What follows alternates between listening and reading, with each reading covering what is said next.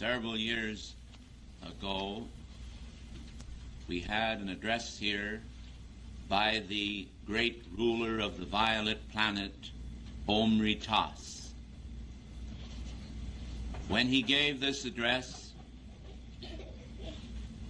I was quite moved because of the fact that these priests of the sacred fire hurled these large violet balls of violet flame substance at our nation's capital as a purification of the Congress of the United States and for the blessing of America.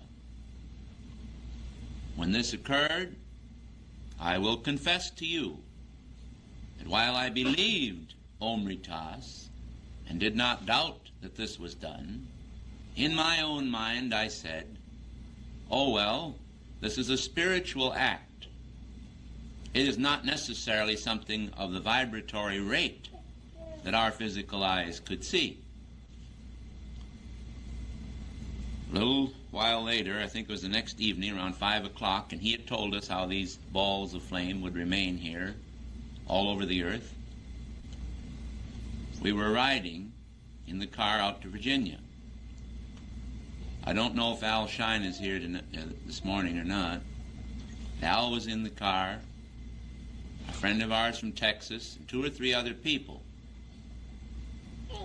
Suddenly, someone hollered out, and they said, why, there they are. I said, what do you mean? I no sooner said this than visibly on the horizon and all over the whole area, even on top of the buildings and piled up like marbles, were violet fireballs. And these were huge, and they were physical. They were not imaginary. Now you understand they were like soap bubbles, but they were all tinged with violet. And they were moving. They'd move here and there like soap bubbles, and they'd come to a building, and there were clusters of them, 5 and 10 and 20, and there were probably as much as an accumulation of, I should say, 1,000 or more visible to us. Now, the interesting thing is that this was visible to all of us, not just to one person. It was not a hallucination, and we were able to tell each other after we had witnessed it exactly what we saw, and we all agreed. There was no hypnosis about it or anything like that. We were driving a car, and we were behaving ourselves in traffic. We were perfectly rational. There was no involvement with hallucination of any kind. But we were seeing into the vibratory action of that substance. I do not think that everyone saw it, or you would have read about it in the Washington Post. But the fact that it was visible and showed the action of it was so impressive to me that I have ever since been in great awe of this great being, Omritas. And there was a wonderful action from the violet fire. I just wanted to pass that on to you this morning because it's interesting and it's true. This number you want is 68.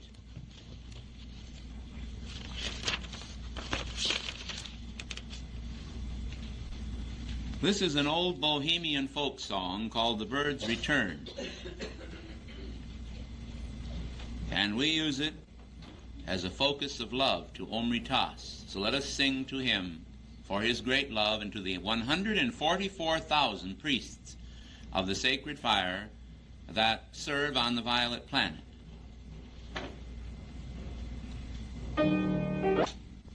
It's a beautiful thing. Do you think now that we could sing the Waltz of the Flame? This is a very difficult song to sing.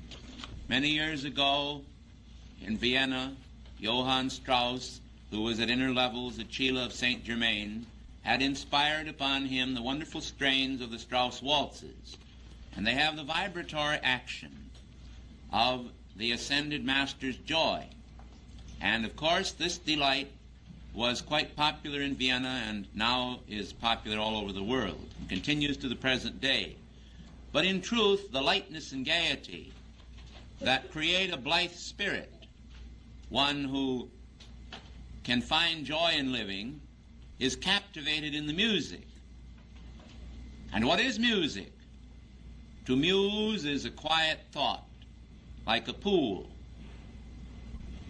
And therefore, when we understand music correctly, we find it amusing. And the waltzes are amusing because they bring joy to the elementals. Those who have spiritual vision to see and are able to commune with the little people, the elementals, or the fairies, as the Irish would say, understand that they respond with great joy to this type of music also. I have seen them dancing many times, and actually many of the ballet movements that are executed by the greatest ballerinas are executed by the elementals. And the movements that are a part of our modern ballet and also other forms of ballet, the old types of ballet, are in the main developed from the elementals themselves through the sensitivity of the artists who were able to bring them forth. Actually, this complete flexibility of the body and its response to the quickness of the mind in ballet is a wonderful thing. I think all of us, when we watch someone on the stage who is really an adept or a ballerina, we admire this individual very much because we vicariously fit ourselves into the complex of their being. We imagine that we are up there pirouetting around and gaily going through these maneuvers. Of course, those who have a little more calcium in their blood than others realize that they couldn't do it with impunity. They'd be very sore the next day, but they can do it mentally. So while this person is gaily going through the maneuvers, the rest of us are mentally following it, you see, and enjoying it. Now, in this waltz of the flame, I hope that you will practice the mental gymnastics of the elementals and imagine that you are all very light and gay, for you are. And you must be very happy in the fact that the Lord liveth this morning. Of course, he's alive every morning, but he's alive today too. This is no exception. This is the day that the Lord hath made. Let us be glad and rejoice. Has meaning if we put meaning into it. And this waltz of the flame that St. Germain inspired on Johann Strauss can live then as a waltz of the violet flame. Let us practice this with great happiness.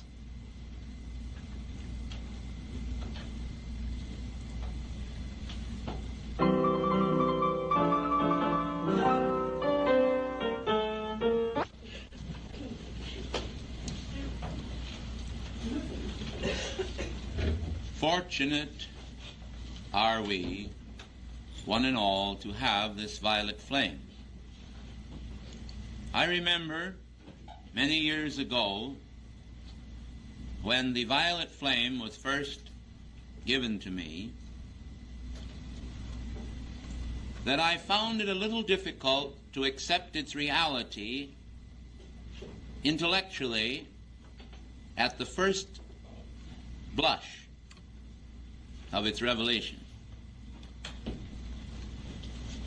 I did not quite understand it then. So I decided that I would ask how to use it. And I was told how to use it.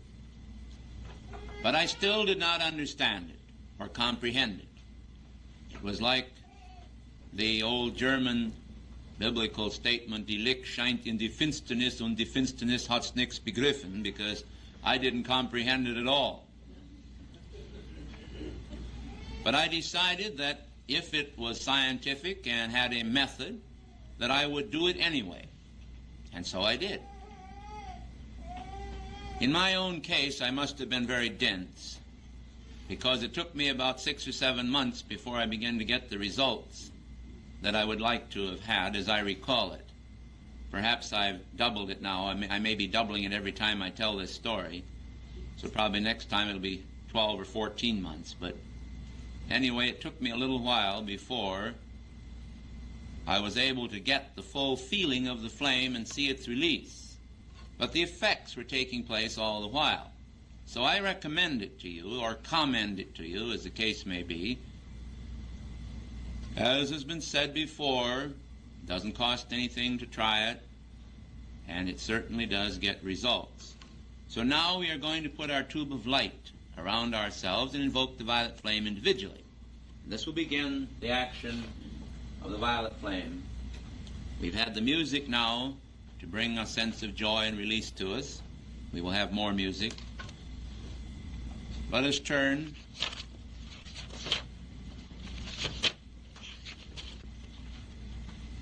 I want you to put the tube of light around yourself through the visualization of this beautiful tube of light descending from your God presence. Now, everyone in this room is a God presence, and everyone should try to contact that God presence. The presence is actually in space from 7 to 70 feet above your head. That is the focus and reality of your divine presence, the image of God, or the eye magic of being, your I am presence. Now, if you are close to God, draw nigh unto me and I will draw nigh unto you. The presence is probably only 7 or 8 or 9 or 10 feet above your head. But if you've gotten away from God and you're immersed down here in many things, the presence retreats, as it is, or withdraws away from the vibratory action of the human, and will be found probably as high as 70 feet up in the air above your head. But you can get that high up without going into an airplane, just by raising your consciousness up and calling to your presence. So you go up there and you call to your presence, and you ask for him to project his tube of light all around you, about 9 feet in diameter. This comes down like a waterfall. Do you ever watch these fireworks or sparklers they have at the fairgrounds during celebrations? The brilliant white light. This is a type of action. Presence showers down this radiation around you. And that is not supposed to come down just for a moment. It's supposed to be there all the time. So we ask to be charged with that protection, to be ensealed or enfolded in the tube of light. And then we blaze the violet flame inside. Now, some people use the violet flame first. It won't hurt you. But if you use the violet flame inside the tube of light, you're sort of in a capsule. It's like a space capsule. And you can get rocketed into space this way, too, in consciousness. But you're sealed or enfolded in this tube of light, locked in it. And the arrows and slings of outrageous fortune, Shakespeare mentions this, cannot penetrate that tube of light. So then you can call for the violet flame on the inside of it, and you can consume the things in your own world that ought to be consumed. How many people in this room, when their clothing becomes soiled and no longer fit for use by anyone, instead of giving it to Goodwill, where it's a type of clothing where it's not in a fit condition to even be repaired, how many of you would keep it? Wouldn't you burn it or throw it in the furnace? Discard it. If you have things in your world, or I have things in my world, that are not valuable to my salvation or your salvation, shouldn't we together just throw off these old garments, cast them to one side? Why should we keep them? Set the elements free, the electrons free, to go back to the heart of the great central sun for repolarization. Why should we enslave electrons into patterns of negation? So the violet flame will cut us free. Now let's use it together and sing it to the tune of We Three Kings of the Orient Are. Do this with fervor, and you will receive a reward.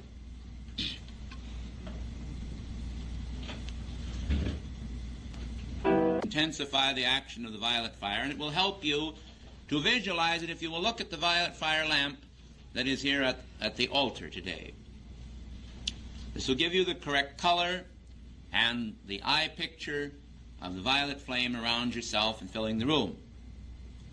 We're going to experiment today and actually do an act of service to the world. The world has many old records in it, and these records ought to be burned up. If you want to find these records, you go to a jail. Yes, go to jail And you'll find plenty of records there of the dregs of humanity. Or go to court, you'll find them there. If you don't get sinking feelings in the pit of your stomach, whether you're up there as a witness for someone else or just as a spectator, you try it. I hope you don't. But if you question my judgment, you go sometime. Go to an old folks' home where people are reviewing etherically all of the events of their life, looking back into their childhood, reliving experiences and waiting to go. And if you don't think that they need violet fire to cut themselves free from that, to have the feeling of buoyancy and of youth, the divine feeling of eternal life and immortality, well, you sure will when you get there. This is what none of us should have around ourselves. We should not be surrounded with the records of death. We should not be surrounded with feelings of fear, vibratory actions. We should have hope.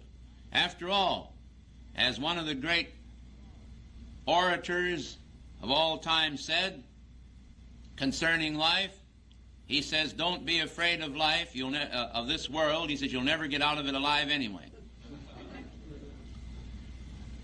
And it is true. So, but it isn't true either. You see, the idea is that you have immortal life. Well, so did Barabbas and Iscariot, and so did Hitler. But who would you rather change places with? Jesus Christ or Adolf Hitler? Christ or Barabbas? It's one thing to have immortal life, and another thing to use immortal life in the employment of ennobling your fellow man and yourself as God intended. You can't gild a lily, you know. It's very beautiful as it is. And so if you just let the immortal lily of your pure Christ consciousness shine forth in all of its cosmic purity, you're doing a great service to life. But when you try to gild that lily, you cover it with paint, as some of the florists are doing now with a lot of the natural flowers, and hunks of metal, and all types of things. What are you doing to it? It's no longer a flower as God made it. This time, we do not have cut flowers. Master pointed out to us that if we had cut flowers for this service, it's a harvest service of gratitude, the little elementals would be cut off from the source of their energy from the earth. And so we have these beautiful little flower pots at the end, you see, and they're still linked to sweet Mother Earth. And so the elementals are with them there. And some of you may have the chance to see them before this class is over. There is a great sweetness in the idea of life manifesting in the elemental world as flowers and as fruit, the fruit of the earth. Of course, with the fruit, it's a little different situation. You can't eat the daisies, you know, but you can eat the fruit of the earth. Let us give this 502 more violet fire, and as you give it, let us see this room is a tank of concentrated violet fire. We've got so much violet fire here this morning that we're going to be able to saturate the earth to the depth of about 6 feet all the way around the earth. We're going to send a tidal wave of violet fire from this room. We start it from the east. We're going to send it to the west.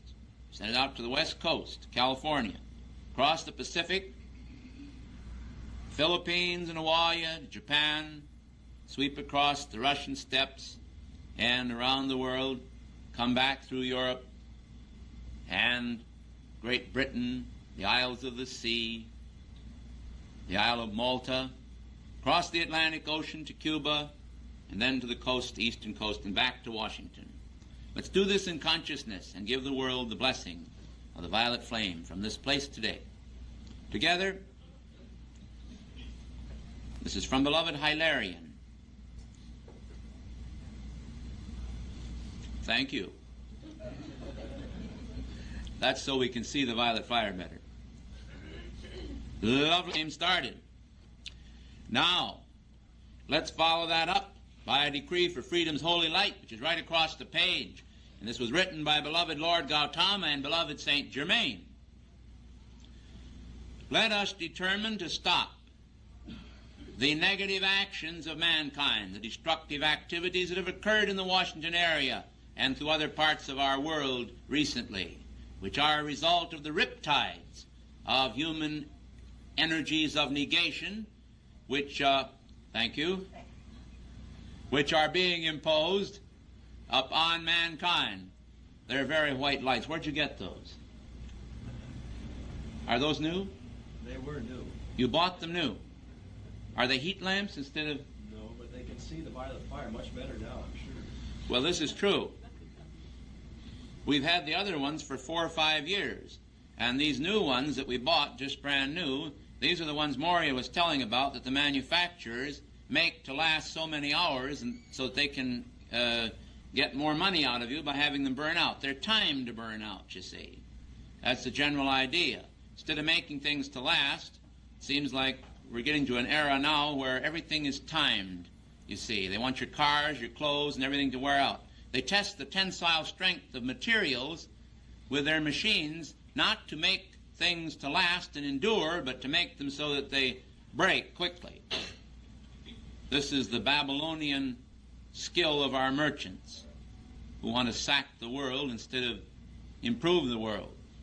And they don't realize it, that this is not really a good idea at all. It seems good on the surface to them. It seems like good business. So let's blast that too while we're at it. 501, Decree for Freedom's Holy Light. We'll have the light of freedom whether we have our electric lights or not. But I sure like the triangle. This leaves me with Moria's triangle. The 3 dots, one up there for God on high, and then down here in the plane. You have a triangle the same as you're wearing on you. Do you realize that? I'm looking at a triangle here of 3 lights left. I remember several years ago, one time, the Master Jesus walked down the aisle and put the light out over his own picture. And I said, "Why did you do that?" And he said, "I am the light of the world."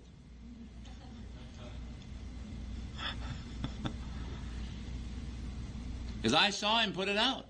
Saw him walk down the aisle and saw him reach up and just touch it like that with his hand. The light went right out over his picture.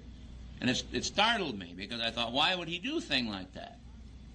First I thought, oh, it was just an accident. The bulb burned out. But it was no accident. It was intended. You remember Longfellow's poem, The Village Blacksmith? Well, we have a cosmic blacksmith. Thought form for the year, of course, the golden anvil for the golden age, which signifies the goal of spiritual accomplishment.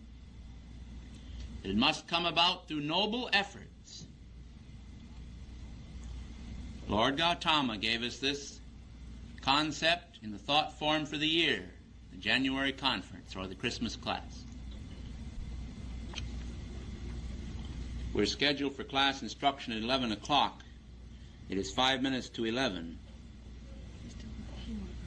We will have our beloved Elizabeth spell me off and give a little break here before I give the class instruction. So she will give a few. I prefer not more than 10 minutes because we want to stay on schedule. But I think we'll continue after that without a break. In other words, we'll have these decrees and then I'll go into the class instruction.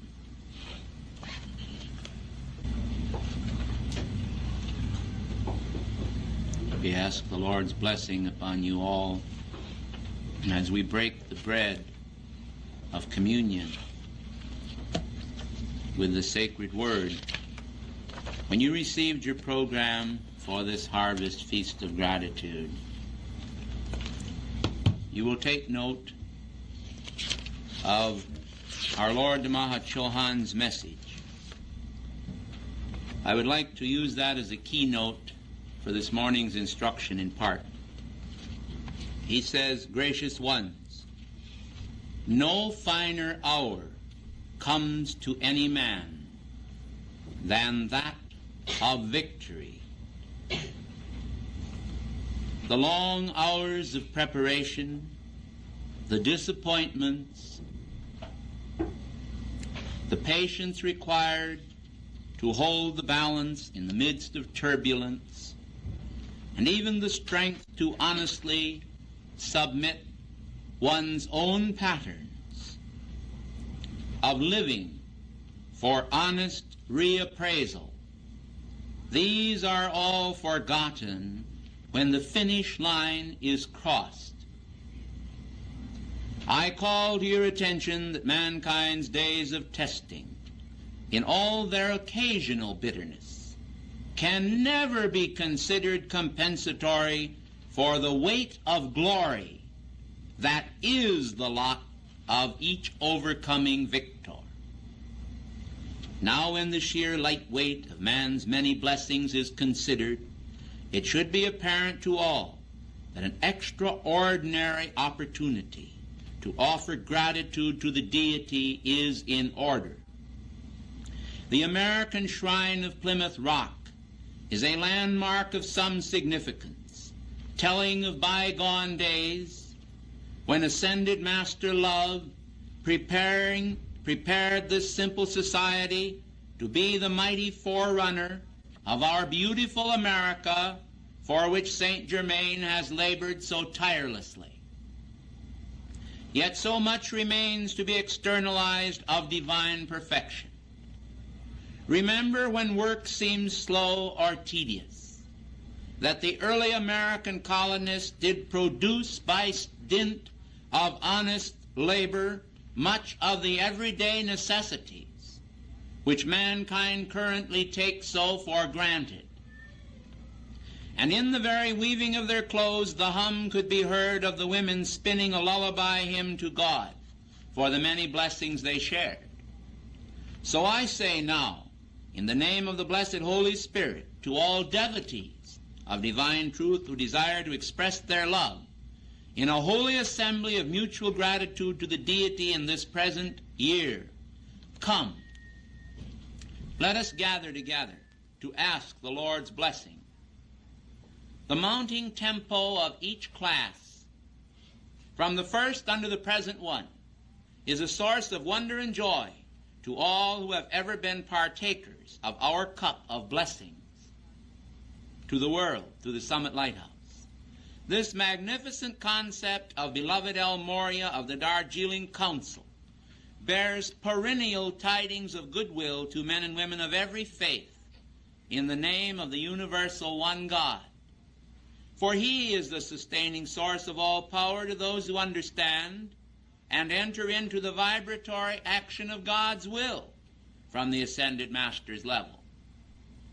Here, freedom of expression is always given preeminence, and thereby godliness is increased by the power of holy truth, and in the fullness of the spirit of pure love, which ever knits together the entire body of Christ's servers upon the planet as a singular manifestation of the Holy Spirit in action.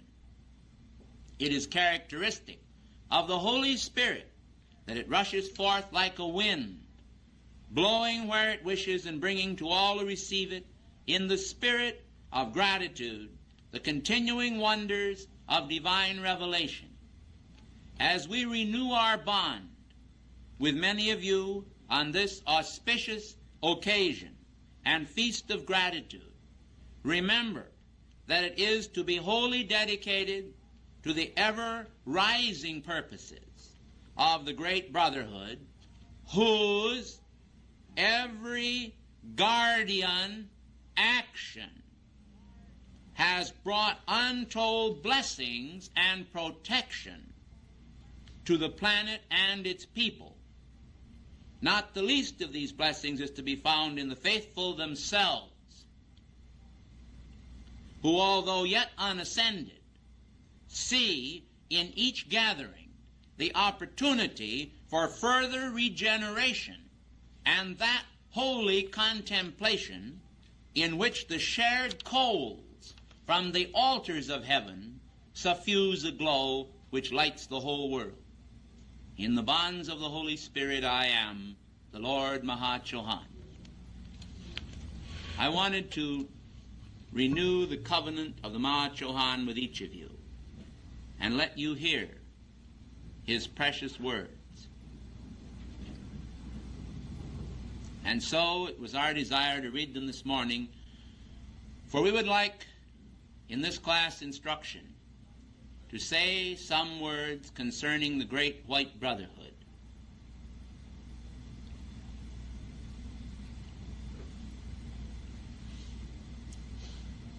In the scriptures, it is recorded that heaven is my throne and earth is my footstool.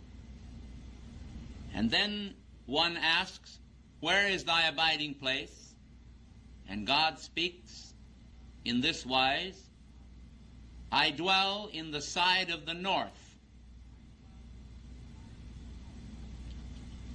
When we first contemplate this idea of the Lord dwelling in the side of the north, it may seem to us very enigmatic.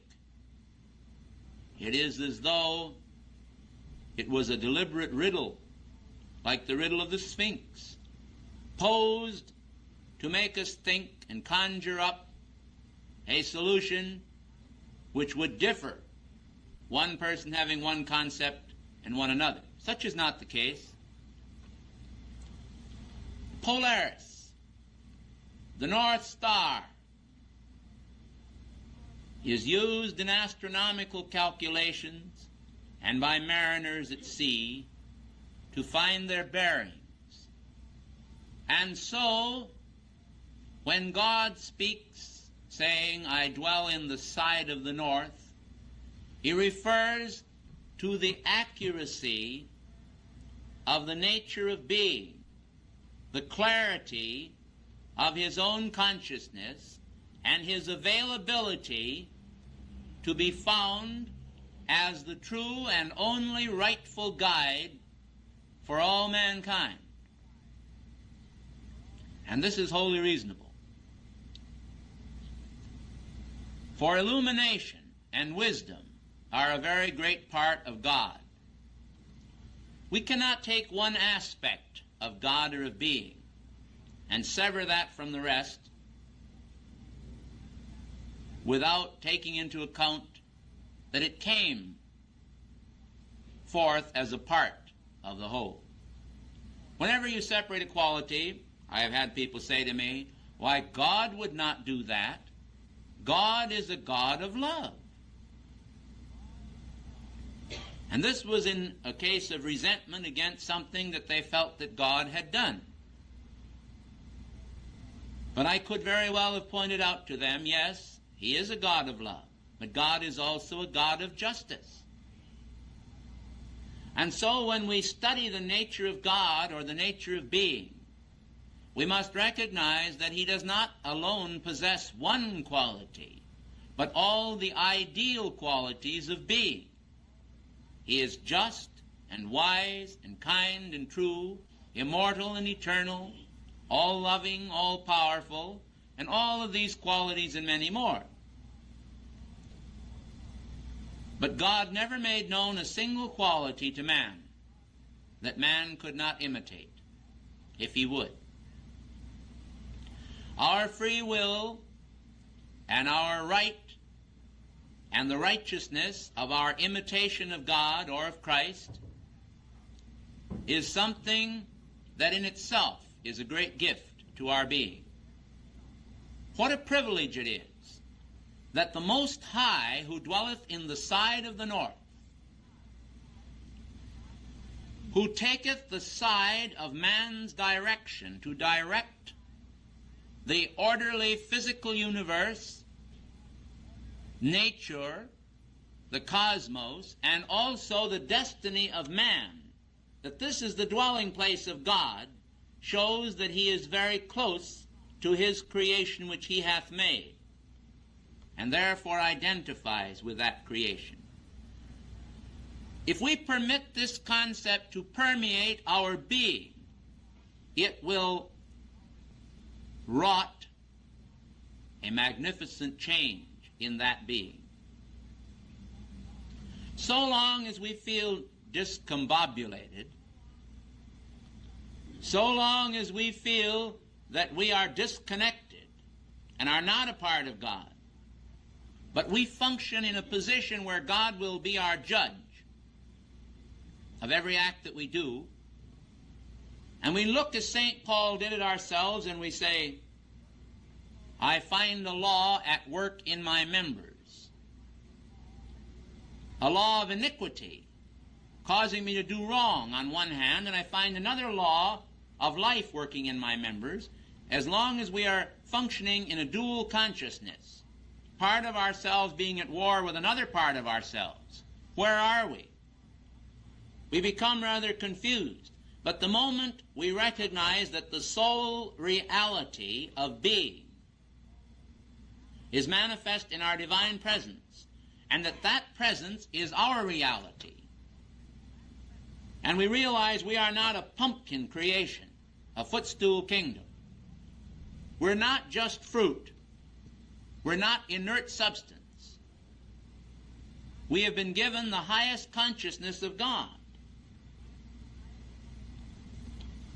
And I will not drink of the fruit of the vine until I drink it new with you in the kingdom of heaven. The Christ drank the precious fruit of the vine with his apostles the night of his betrayal, saying, one of you shall betray me. The role of Iscariot is one that all men have partaken of as much as they have the role of the disciple or the apostle. For whenever we are cruel to one another, whenever we speak ill of one another, whenever we look at anyone on earth with eyes of superior intent, we are betraying the Christ of ourselves and of that one. But this is not a type of betrayal that should bring about condemnation. St. Paul recognized the old habit patterns of the world, and he said, I find a law working in my members, which works against the Christ. It is then necessary that we be not distracted by the working of the law in our members, but that we be attracted by the great power of the dwelling place of God in the side of the north, in the pole star of our being, that we let the power of light attraction direct us rather than the quivering and quavering consciousness that is always fearful and speaks unto God and saith in this wise, O God, I know you're a hard man. You're very hard. You often reap where you never sowed. And you're very powerful, and I'm only a poor little mortal down here. I'm not too strong physically compared to this one or that one. Or I don't have a lot of money, or I don't have a lot of power, or only a few friends. And so I took the talent that you gave me, and I put it in a napkin, and I buried it in the earth here. Now I've got everything you gave me, and I'm going to give all of that back to you, because I kept it just the way you gave it to me. Depart from me, ye worker of iniquity, into everlasting fire. Oh, now what's happening? Is this God then, this God of love, casting this person into everlasting fire to destroy them forever? Is he casting this person into outer darkness?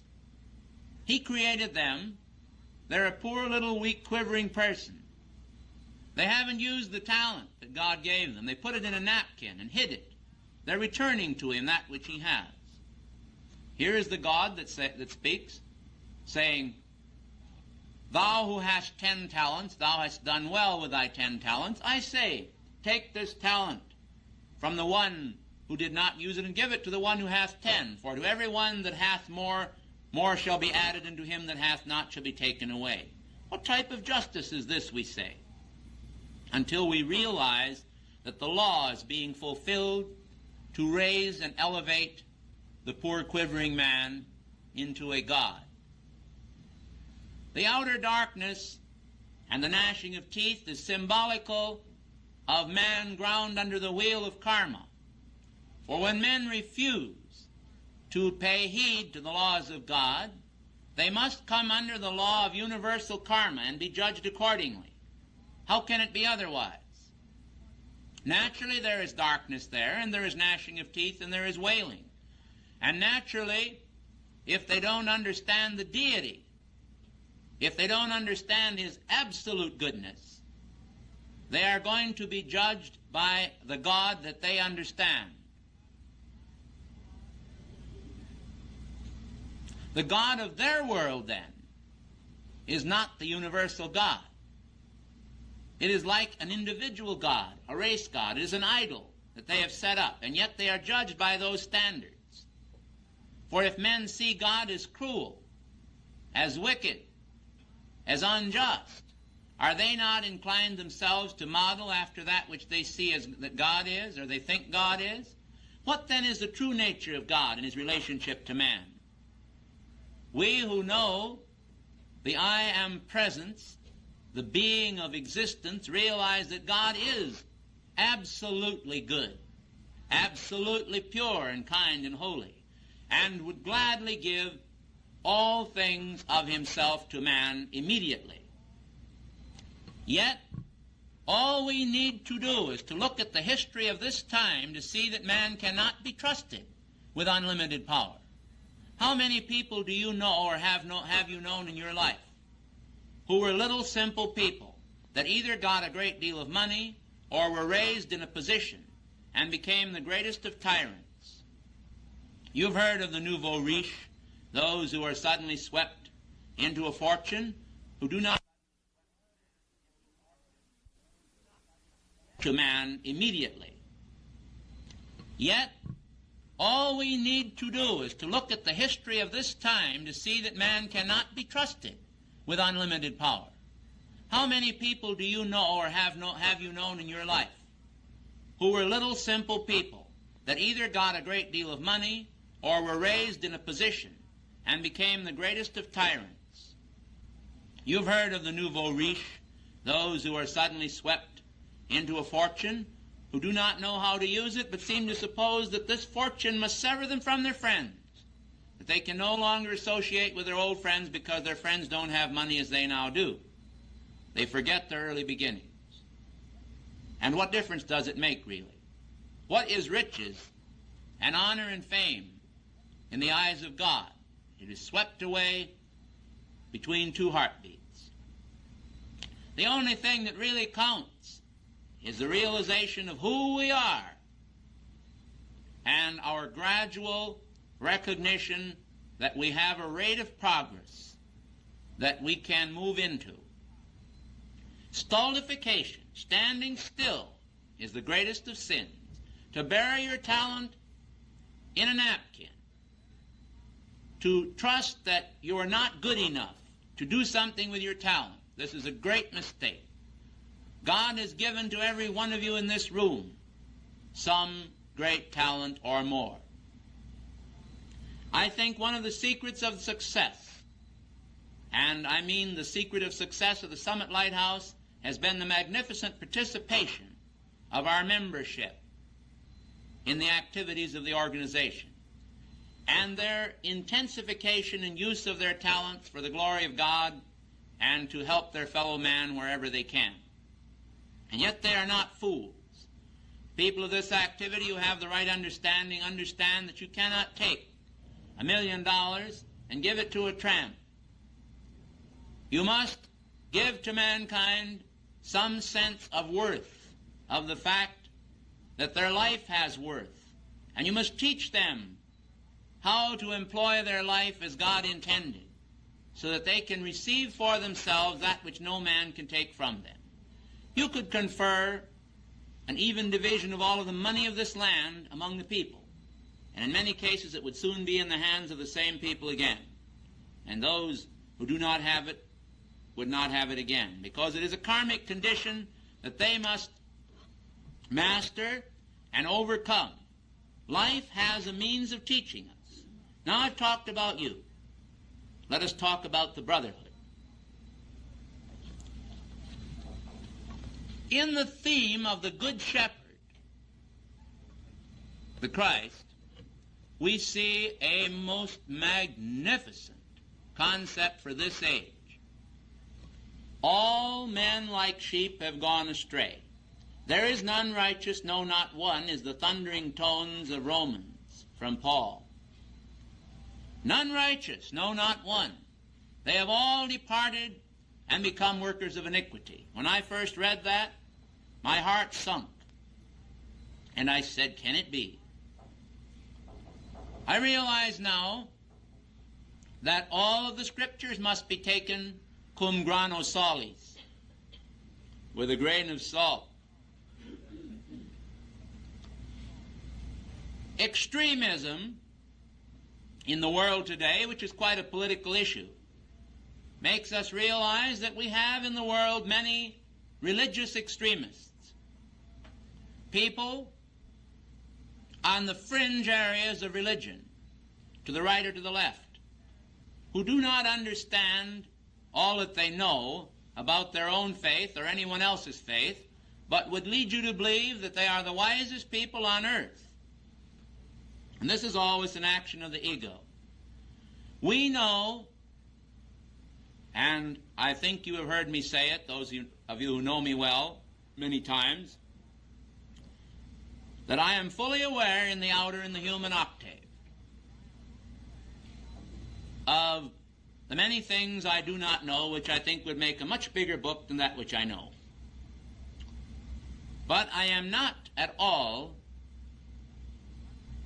of the same opinion as that concerning my presence, or the gift of God which he giveth to me, and which he giveth to thee. I believe in that gift, and I believe that if I do not know the answer to something that is necessary to know, that God does, and that he has a means to communicate it to me at the right time and right place. Now, when we start thinking of the sheep, I would like to have you realize that the world, the whole world, is like that. They're like a great flock of sheep. Have you ever noticed that all the way from little lambs, the sheep are in different stages of growth? This is true of people. We have the old, I don't even know enough about sheep to tell you what they are, but these are the older sheep. What do they call them now? Bellwether is the word I wanted. Thank you. You've served your purpose. Bellwether, that's a very good, that's a political figure, isn't it? We have these old hands, these old heads among the animal kingdom that actually lead the sheep, the flock, when the shepherd is not there, and take command. Then we have the little lambs that run astray in the thickets and get caught and bleat. We have many stages of consciousness here in the human octave. And as far as segregation is concerned, you have the greatest segregation in the world manifesting in the states of consciousness which people have imposed upon themselves. Is that clear to you? I mean, people have an idea that they are a certain thing. They may be that, or they may not be that. But they sure do segregate themselves, people, into all kinds of classes and masses, whereas it's not at all important what rate of progress you're manifesting if you're making progress, and that is what is important. You see, if we could measure people's spiritual progress by how much money they had in the bank, and the goal was $1 million, and some people here had 2 cents and others had $999,000, and some had all the rates in between. As long as the people with the 2 cents were adding a few dollars each year to their amount, and if they had forever to live, they'd eventually get the $1 million, you see. So we realized you'd have some graduating rather rapidly, because this is the way it is, whereas some would have longer to go. And that's the way the world is. They have a certain state of consciousness. Was it not Sir James Jeans who said that we must take people as they are in their state of consciousness and not expect too much of them? This is one, of course, of the problems of our time, that many people expect a great deal of everyone. They expect people to live up to their own understanding of perfection. People cannot do this. And so the great white brotherhood, in its magnificent wisdom, has acted as a guardian presence to the mankind of earth and to the various divisions of consciousness by functioning and using spiritual power, and when necessary, even material power, so that they can protect mankind from himself and from his own depredations. Take the atomic bomb. The Brotherhood deliberately withheld, utilizing every means at their disposal, much of the knowledge that gave man the power to use the atomic bomb, because they felt that this infant civilization was not yet ready to be trusted with so frightful a power and a weapon.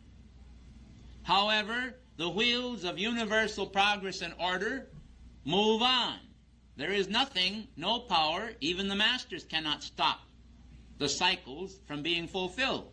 And when the fullness of time came about, that the idea was waiting to be born, the discoveries were made, and the atomic bomb became a reality of our time.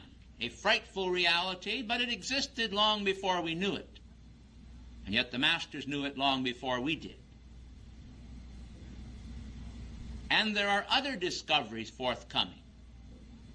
But the greatest peril of our age lies in the fact that we have discovered so much, as Zadkiel pointed out recently, of a material nature, understanding how to wrest the secrets from nature, and so little about the nature of man. I can draw now upon my own experience for a moment. I remember when I was in the business world and dealing with big businessmen in different parts of this country, that I found that when nothing else would work to try to get to them, to sell them an idea or a concept, flattery would work, and I was not disposed to flatter. Therefore, my success was somewhat limited, until I finally decided inside of my own heart that there must be something good in everyone that I could praise. So I began to search and became quite facile, if you'll forgive me for this left or right-handed compliment to myself, in digging out from some of these men various things that I could praise justly without compromising my own conscience. For I refused absolutely to praise them or flatter them just for the sake of my own good. I do not like a dishonest person. I did not wish to be one. Well, I found that I did have a much greater success after I found some little thing that I could praise in them. And I was amazed at how great orders for thousands of dollars could be secured just through telling someone that you were pleased to see that they had won a tennis match so many years ago in college, and you saw their little loving cup on their mantle or on their desk, and would listen to them tell you about this loving cup. What does it mean, I ask myself since, as I look back on this? It means that most of these people think that the very sun, moon, and stars rise in their own ego, in themselves. They actually think that the universe revolves around their own world. And the disturbing thing to them then is that when they come to pass on, they find out that now they can no longer command nature and the universe to stand still, and that they are being exited by the prompter. And this often becomes a problem to them emotionally. And sometimes when people become critically ill, their mind slips because they cannot imagine what the world is going to be without them here anymore. Well, I can't imagine what the world would be without God. But I have seen a great deal of man in a few short years. And I realize that man's greatest hope lies in God. Everything that is noble that I have ever discovered in men has been as a result of their attunement with God and the great masters, whether they knew it or not. Now we have in Hollywood, and I'm skipping around here in order to touch upon many subjects, a man that is known to you and to myself, to most of the world. He's no stranger. I refer to Walt Disney.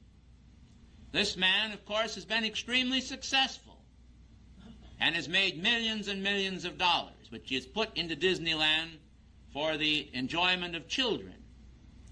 A magnificent portrayal and presentation of scientific achievement used on behalf of the youth and also of the adult world.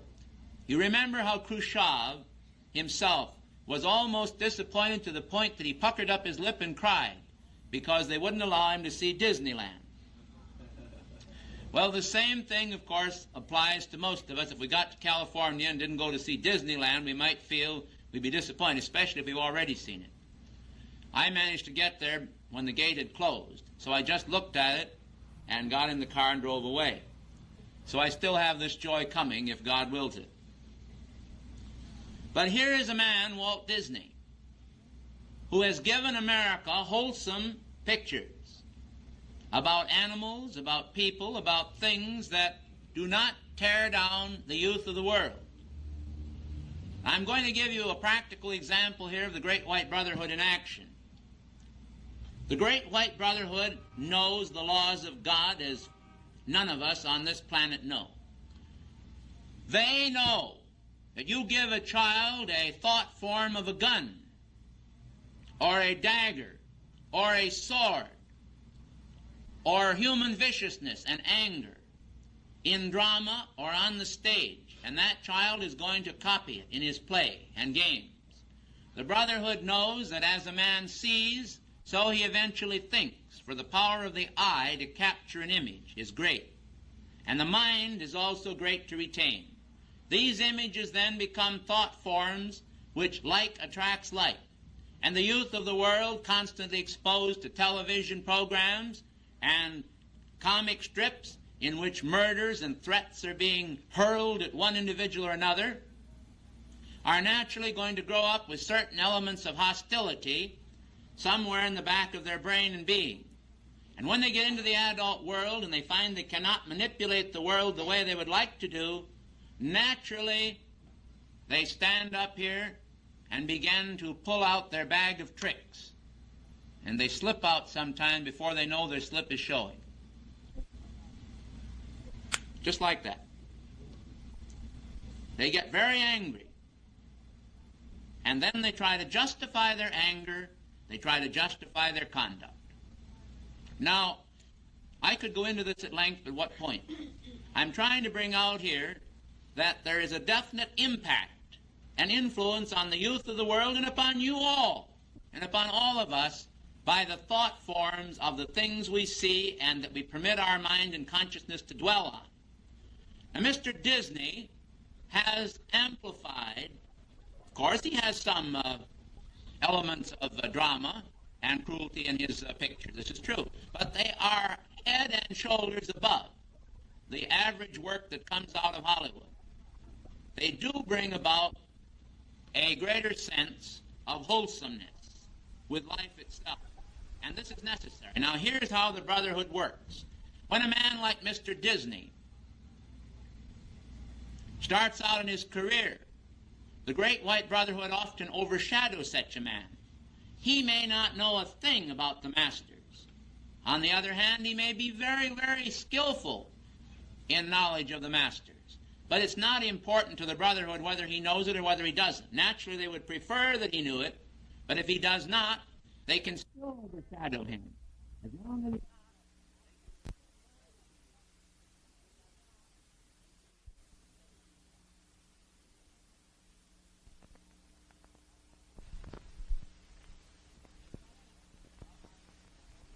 any of the various movements of our land or world. The Brotherhood attempts in its many departments and avenues to reach all segments of our society. There is a specialized branch that works with suicides. There is a specialized branch that works with entities and entity control. There is a specialized branch that works with incoming children. There is another branch that works with the departing and arranges to have people meet the departing at the terminals, as it were, as though they were coming out of a train station. When the change takes place, they try to arrange to have certain beings there, and the great ones to receive these people and lift them out of the astral consciousness into the light and get them away from all the destructive elements that they've lived in for so long, so they can get into the schools of light and be God-taught in preparation for either their next embodiment, or if they're worthy, they're taken to Luxor, to the temple of our beloved Serapis Bey. And so I would like to tell you, in connection with this address, that on the same evening of the passing of our beloved Crystal Anderson from the screen of life, she was taken to Luxor by 11 o'clock that evening. At 5 o'clock that afternoon, she had an appointment, more or less, to have dinner here in the Dodge House with her good friend and our good friend from Oklahoma, from Tulsa, Ruth Farnham, who is here in the room. And at 5 o'clock, Ruth was made aware of Crystal very strongly. But Crystal was in Atlanta and had just passed on into the other world. But by 11 o'clock that evening, she was in the halls of Luxor and Serapis Temple. And it is a most interesting thing, then, we consider the various branches of the Great White Brotherhood and the magnificent way they work. There is even a branch of the Brotherhood that deals with finance. And this group worked a great deal with Saint Germain in Europe. And the crowned heads of Europe, they knew very well that even the supply of their worldly goods depended to a degree on their cooperation with the hierarchy. At that time, the Brotherhood worked through the diplomatic channels. And they tried, many times, they even tried to prevent catastrophes from happening. For example, the Great Plague that came into France and parts of Europe there. They tried to stay that plague. Now, if Saint Germain had been listened to, and the great ones had been heeded, the plague would have been stopped. He did stop it finally. But the point is that mankind have free will, and they do not have to listen to the masters or anyone else. You don't have to listen to me even. And yet you're in the room. You can put cotton in your ears, or you don't have to come. I mean, this is true. I mean, we don't have to listen to anybody. We do it of our own free will. And when the great ones speak, we don't have to listen to them. Or if God speaks in our heart, we don't have to listen to it. He won't compel us to listen. It must come about because we want to. And so the Brotherhood continued to whisper to the people all over the world the right things they should do, but the world did not always listen. But now I'm going to tell you something that you probably don't know. Where a large number of people are involved and the fate of a nation hangs in the balance, the free will of man can be interfered with.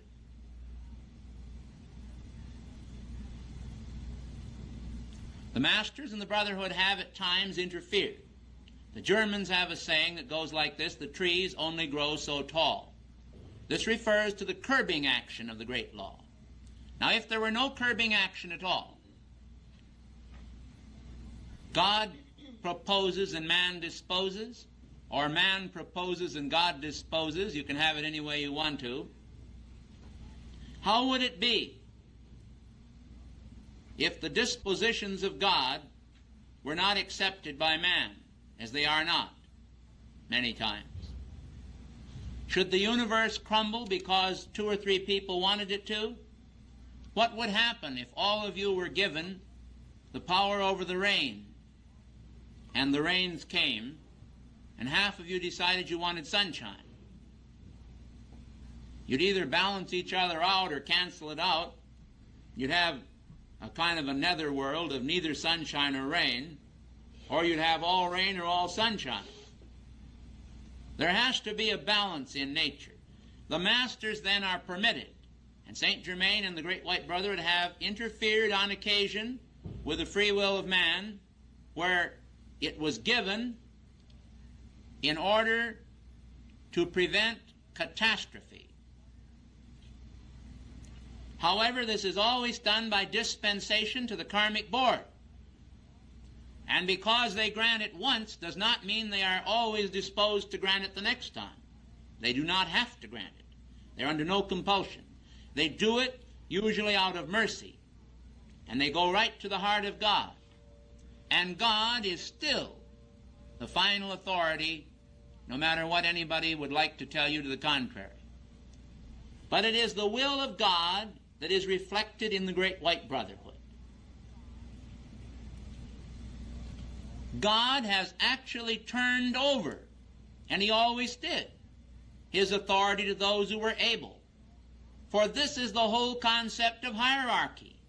How are you going to inherit the kingdom of God, and the meek shall inherit the earth, if there's nothing for you to inherit, and if you don't have a consciousness to inherit it? When the Lord speaks and says, you shall inherit the earth, he means that. But who can inherit the earth? The meek. Why? Who are the meek? He's not referring to the meek at all in the ordinary sense, because these meek are very strong. What he means is that it's not going to be by might or by power. These people who are power mad and power crazy, who want to take the world and dominate the world by force, and everyone around them, they are not meek, and they will not inherit the earth. These are the rebellious spirits that have made a mess of things as it is right now, and would like to have you and the entire world enslaved and keep you that way. God wants you to enter into your own freedom, the freedom of the Holy Spirit. That freedom which makes of men and women true brothers. Not for our purposes alone, not just for the Summit Lighthouse, but for the kingdom of God, for the world, for the universe. I remember as a boy of playing alone on my back porch at 10 o'clock in the morning and looking up through the clouds and seeing the sun peeking through. And I remember of a communication coming from on high to me in the form of an awareness of other worlds. I knew, no one had to tell me. I didn't even know geography at the time. I didn't know what state I was in, except that it was Wisconsin, but I didn't know where it was in relation to the rest of the states. I had an idea. But much later, when I think I was probably only 5 or 6, but I was aware of other worlds, and I was aware of knowledge that is beyond Harvard University by far.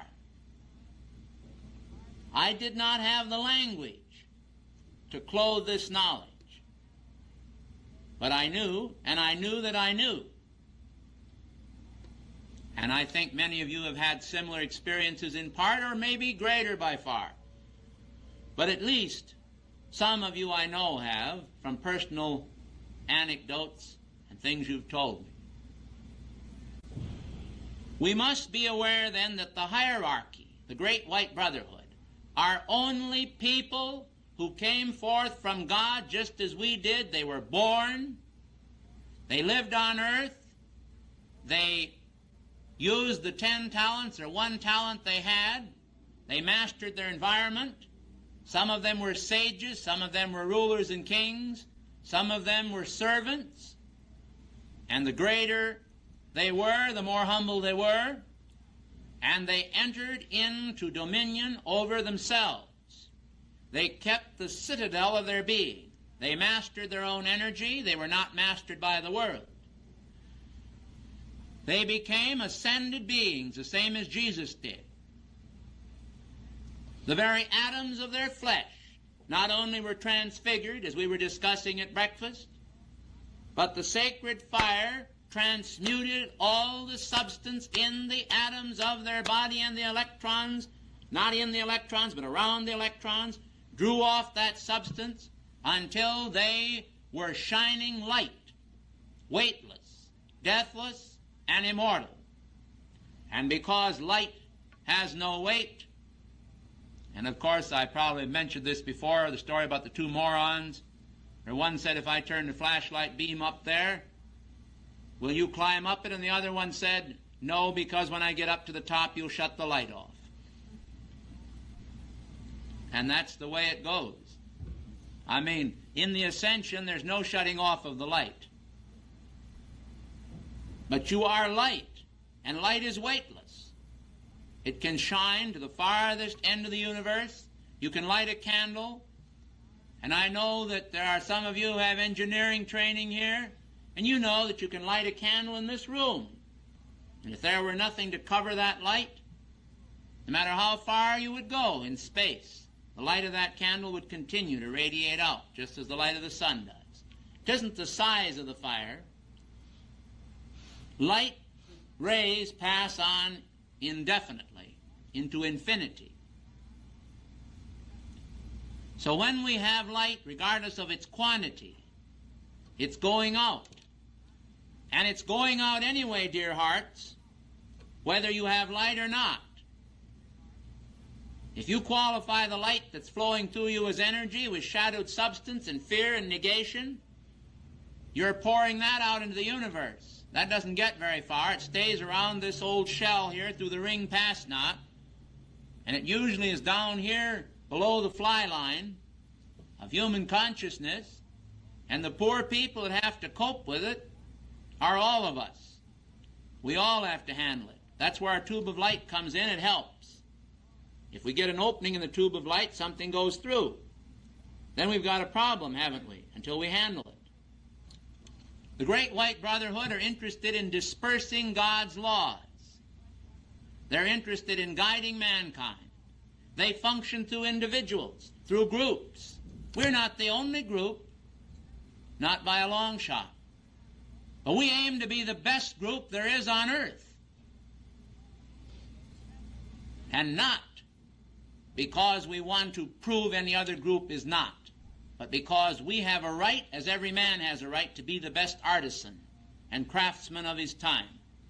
No one has to take a backward seat. No one has to sit back and say, oh, I'm not as good as they are. If you're not satisfied with whatever quality you're manifesting, whether it's music or art or culture or the art of being a friend or whatever you're trying to master, you can master anything by drawing the energy from God and the wisdom from God to do it. But the best thing to remember is that you must understand that the motive is the transfiguring aspect. What is your motive? Ask yourself why. Do you want to be a great pianist because you want to be thought brilliant? Or do you want to be a great pianist because you can make people happy? If you want to make people happy, you would sit in the audience. If you had the power of Stokowski, or of Chopin or Mendelssohn, and not even reveal yourself unless someone knew that you were a great pianist, you might not say anything at all. And then if someone came to you and said, would you play? You would very graciously consent. You would not refuse to use your talent. You'd go up and you'd use it. And you'd make people happy. But you wouldn't play to be thought wise or brilliant. And you wouldn't practice in order to be thought brilliant. You'd practice in order to practice the art of perfection, because you felt that you should use the talent God gave you rightly. This magnificence has been expressed in every race and in every religion. Some of the religions today that are very popular were once very persecuted. They were looked down upon. They were despised. Their leaders were killed in many fashions and manners. But today, things have changed.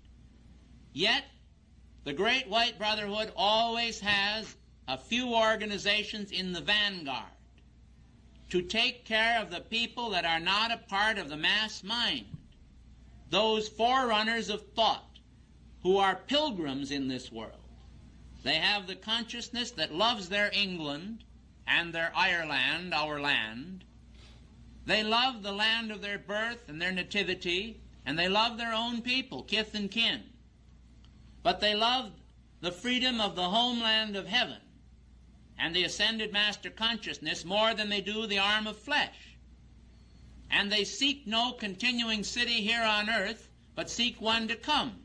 And as the pilgrims that set foot on these shores via the medium of the Mayflower, which was prophetic of America, whose culture may flower, if the people will let it, anent el Moria, you will then understand that we ourselves have a part to play in this drama. We're not fighting the Indians today. We have a few of them here among us. I'm talking about American Indians. We don't have to be afraid of the arrow that flieth by day or the pestilence that walketh by night in the ordinary sense. Today they only assassinate your character. That's all. Today they only try to do things that will bring you to the brink of despair and destroy your purposes and raison d'etre. But you are the children of the light. To you it is given to know the mysteries of God. And so we speak here of many mysterious things which we veil to you. We say them in words in such a manner that they look as though they're very simple on the surface. To those of you who understand the code and understand inwardly what we're talking about, this is an act of great illumination. And yet those who do not understand it all inwardly will also receive outwardly a manner of upliftment, because the Great White Brotherhood direct their work simultaneously. Take, for example, the Pearls of Wisdom. The Pearls of Wisdom work something like a tape recorder that is used by some of the NASA, the National Aeronautics and Space Administration. These tape recorders, some of them have as many as 40 tracks on them. You know, most of us are familiar with 1 or 2 track tape recorders. Stereo has 2 and 4 track recorders. When you have 40 tracks, it's as though you had 40 lines drawn on the blackboard at once, or 40 levels. And this is the way the masters work with the Pearls of Wisdom. There's a surface track. You read the words and it's English. It's not Sanskrit.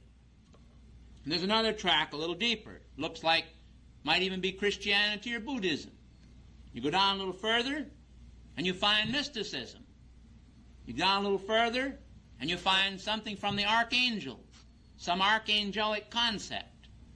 But you have as many as 3, 4, 5, 6, and 7 levels in the average pearl, and you may have as many as 40 levels. Don't try to find them. You'd go mad trying.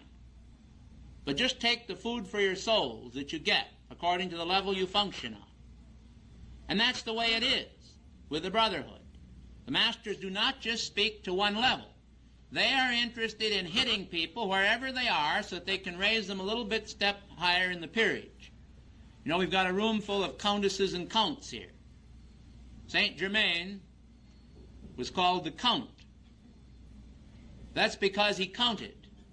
Now, if you want to count, who's laughing? Did I say something funny? Well, you can stand up and be counted too. You see, last night you stood up now, but today you're not standing up when I gave you the cue. But I'm still smiling at you. I have to say a word or two to our girls from California. Oh, I didn't mean to. Oh, it took the starch out of you to be alone. But you were not alone. You were with all of us. She recognized, she felt so compelled by the Maha-Chohan, and she was in the front row. She did the same thing that I did once years ago. I once raised my hand when I should have kept it down. because I thought everybody behind had their hand up and I was the only one. That's right. She felt such gratitude to the Maha Chohan that she wanted to stand up, and she thought everybody else was standing up. And in the middle of an address, I can't very well do anything myself to tell people to sit up or stand up or whatever I want them to do. I have to keep on going, you see. So that's the way it was. Getting back to these other things, we're about to the end of this lecture. I want to point out that there is a reason for everything. This is a truism, but it's one that, like all other truisms, must be used as a cuneiform. Now, you know what a cuneiform is in this case? Well, you use a cuneiform when you decorate your cakes. You fill them with a little sweet frosting, colored frosting, and then you put a little star on the end and screw it on, and you push, out comes this substance molded the way you designed it, you see. The way you wanted it to, and you decorate the cake. And many of these truisms are that way. They are only a mold that helps you to understand life a little better. We need guidelines because we're yet children. We are learning to write in a spiritual manner. Now, I could have revealed today, as I have in some of the previous lectures, a great deal of the inner workings of the Brotherhood, but I was directed today to bring this discourse forth which has been brought forth. And as an obedient child, I have spoken as I was directed. Because the Master has said to me that it is not what we know, but what we do that counts most. And today the crying need is for more right action. We already have been given a great deal of right knowledge. Therefore, I appeal to all of you to recognize that the Brotherhood's continuing right action is a blow against not only social but individual imperfection. Because God has put us here in order that we might work out our own salvation with fear and trembling. The creation was made perfect, but at inner levels. The outer level of consciousness was given to man so that he could have the wisdom to choose in this conscious state between evil and good. And as he chooses the good, he is raised. And he becomes illustrious. So all that we have received and all that we ever will receive comes through the hierarchy. The hierarchy, as I said before, were once just as we are. And we will one day be a part of that if we fit ourselves ready for the kingdom. And that's a worthy office. You know, God may keep on making worlds like ours for all eternity. And he needs overseers. And it's a little better position to be up there looking down here and helping train a recalcitrant humanity than it is to be down here and be a part of the mess. But that's where we are, looking up. May we one day be up looking down to help others.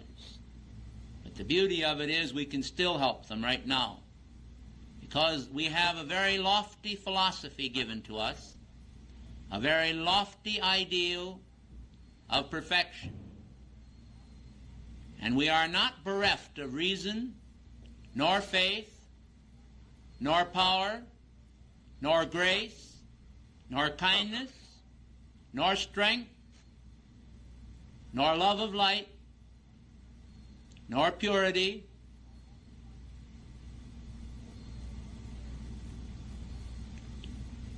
or the essence of completion. We have the essence of completion right within our God flame within. And we can complete the work of being master builders in the temple of God. The Christ is the cornerstone of this temple of light. And the brotherhood functions to all people. We simply seek to express the summit of our existence. We advocate summit conferences and summit conferments. Summit conferences because we believe that we can talk and negotiate with people of all faiths in every walk of life. Summit conferments because we believe that from the summit of man's being, all grace is conferred upon that which is below and in the state of becoming. So I pray that I may be raised up also with you all in the fulfillment of that destiny which is our common aim. When you come to Holy Tree House on Sunday for our fireside get-together, we will show you some of the progress that has been made. Now I am through with the lecture part.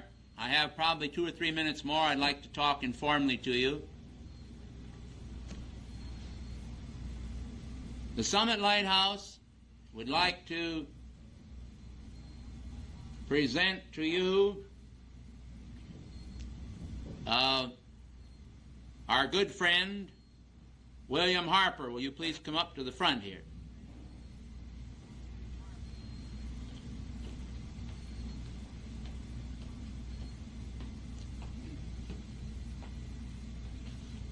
You can come back here. This is only made sacred by our devotion. And you have a lot of devotion and service you've rendered to the light.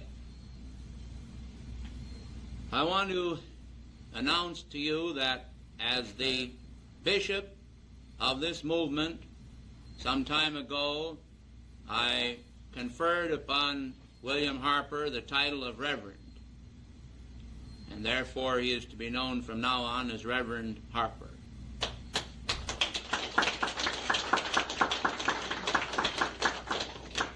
This is permissible inasmuch as we are a church. I do not use these titles a great deal, but it is a matter of service to the masters and the great ones. He has rendered a tremendous service, and as this is the harvest class, I want to express my gratitude to his mother, who is present here, and to the great ones for the magnificent service and devotion that he has rendered, hour after hour after hour, serving by the side of the late Crystal Anderson. Between the two of them, they have made it possible for the material which flowed through me from the great ones to go out into the field. So thank you again, and God bless you.